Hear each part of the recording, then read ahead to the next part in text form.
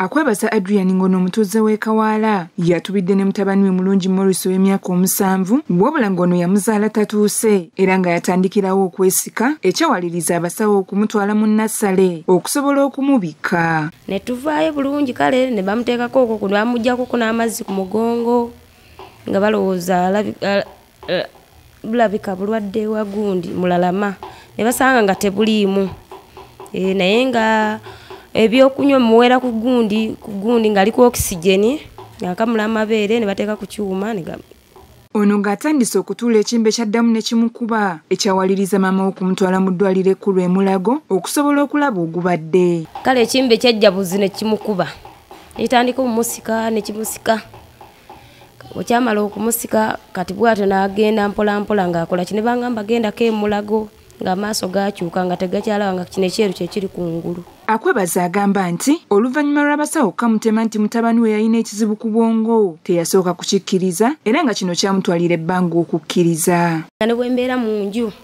nsula nkaaba nsiba nkaaba naye kale nga sikikkiriza kubanga yalwawo okulaga ki obulwadde kale ng'omulaba abamulaba bo balaba nti muki mulwadde naye nze natuusa ekiseera ne ngamba balabika balimba kubanga ng'amulaba ng'aliherese ng'alabika bulungi. Kyokka kino lwakigamba omwami ng'omwana we bw'alina ekizibu ku bwongo ono yateekawo kakukola tondeka nnyuma nga ne gye buli kati tamanyi gy'ali nga ne famire y'omwami gye yanditutte omwana waabwe bamugamba bo tebazaala baana kikula bwe kiti. Siina kye nnina ndi wa sisita wange kubanga n'omusajja yadduka natatulekera buyambi era tetumuwuliza yatulekawo n'omwana wange ebyo ebimu ebyatukooya abamu kale ng'oli agamba kati ofa ku mwana atakola ki mutalinamu ssuubi kati bo bano abaana abamu babalabanga ekizibu nga tebalina mugaso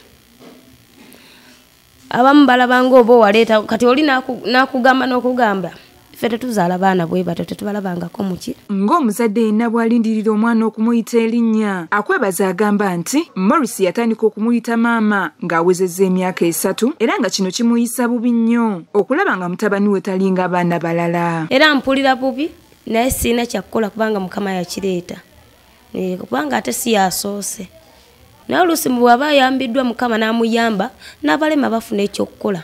Ono ayongerako nti Morris ye mwana waasookera ddala kyokka engeri gy'amutawaanyizaamu ono tamanyi nti oba aliddamu okuzaala omwana omulala. Naye nze kinnuma kubanga ye mwana wange asooka siina mwana mulala naye nagwamu n'amaanyi agaagala okola ki ogamba nti oba nzaala omwana omulala okubona mmenya. Akwebaza agamba nti yatuukako n'ekiseera n'alowooza nti waliwo amuloga olw'ensonga nti we yatwala mutabaniwe mu ddwaliro abasawo bamala akaseera nga tebalaba kirwadde kimuluma. Ekyandeeta okirowoozaako omwana kubanga baatusiibula bulungi nga balaba nga talina buzibu bwonna bwe yafuna ne batusiibula bulungi ekyandeeta okukkiriza nti osanga waliwo kwe kumutwala mu ddwaliro nga banoonya obulwadde nga tebabulaba ng'abamu bakugamba mirabika byakika oba byewaabwe. Mu maziga amangi akwebaza asabye buli muzira kisa yenna asobola okumudduukirira amuyambe kubanga abasawo bamusabye akagaali akatebe kw'ossa n'ebintu ebirala omwana by'alina okukozesa okusobola okutuula kw'ossa n'okutambula kubanga kati akuze nga tasobola musitula.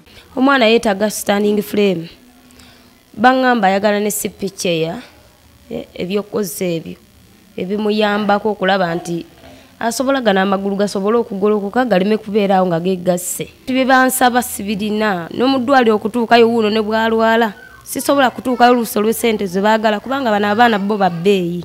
Sanyu Helen ngono ye muganda wa kwebaza agamba oluvannyuma lw'omusajja okusuula muganda we mukazi go ono yasaba omwami wakkirize muganda we ajje babeere naye kubanga yali tasobola mmusuulirira. Naye nga bambi embeera gy'alimu si nnungi yadde nga nange siri bulungi naye nawuliranga ennaku ku mutima byokulya nga tewali yakubira essimu n'agamba omwana yalwadde naye nga tewali talina ssente za kumujanjaba ne mpulira ennaku ku mutima ne ŋŋamba jangu tubeere wano.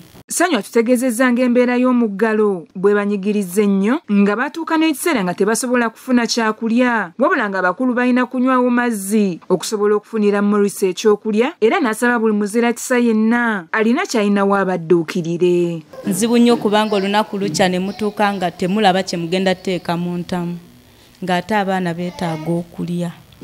kwegamba bituzibuwalidde nnyo. Dr. Ambrose Bryan kuva ku Capital Center Medical Clinic erisangibwe Bwayise atubulidde kiviirako abaana okufuna obuzibu ku bwongo. Either ng'omwana akyali mu lubuto obanga bali mu kumuzaala during labor and delivery obanga amaze okuzaalibwa. Ekintu kyonna ekireeta obuvune ku bwongo oba olwokubanga obwongo tebukuze bulungi mu process ya development omwana ng'akyali mu lubuto lwa maama naddala olubuto nga lwa weeks 6 kisobola okuleetawo embeera y'omwana gy'olaba gye tuyita cerebral palsy. Dr. Ambrose atunnyonnyodde engeri omuzadde yenna gy'alina okuyisaamu omwana alina obuzibu ku bwongo nga Morris.